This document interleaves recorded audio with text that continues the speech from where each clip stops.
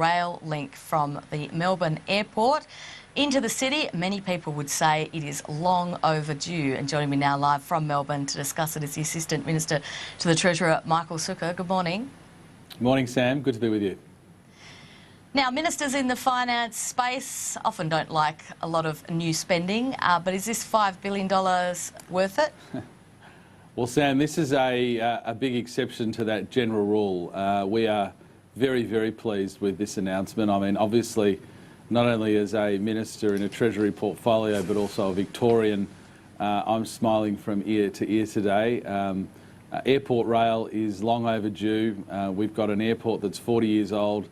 We're a big, growing international city.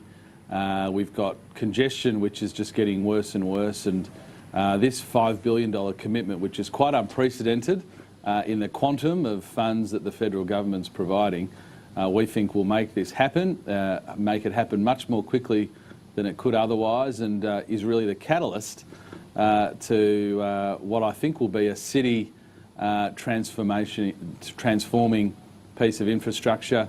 And I think most Victorians are very pleased with this announcement today.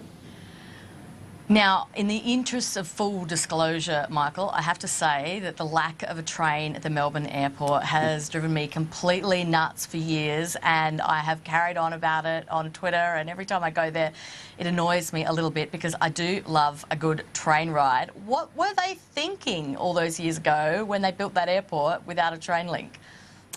Well, I'm not sure what they were thinking, Sam. I suppose when it was first built, getting in and out of there was much easier than it is today. But you're right, the frustration that you have as a visitor to our great city is a frustration that all Melburnians and indeed all visitors have. And that's why we're so pleased with this announcement. A lot of governments have talked about it. Sadly, in the lead up to the last election, the former state Liberal government had announced an intention to progress an airport rail, but the current state government and the Premier Daniel Andrews didn't. He has recently changed his mind on that and shown a willingness and an enthusiasm for airport rail, but we've actually taken the next step and stumped up the money to make it happen. So we just want to get this thing built as soon as possible. We want to transform this city, and along with some other very worthy projects like the East-West Link, we think these are the sorts of projects that will get Melbourne moving again, because the frustration you have, Sam, coming to Melbourne, I must say, is a frustration I used to have going to Sydney. But now when I visit Sydney, as a Melburnian, I'm very depressed in a sense that the roads in Sydney are much less congested than the roads in Melbourne, and that is unheard of for a Melburnian. So the more people we can get off the road and into rail to the airport, of course, is going to be better for them, but it'll also be better for the people who have to remain on the road, because it'll take all those cars off the road as well.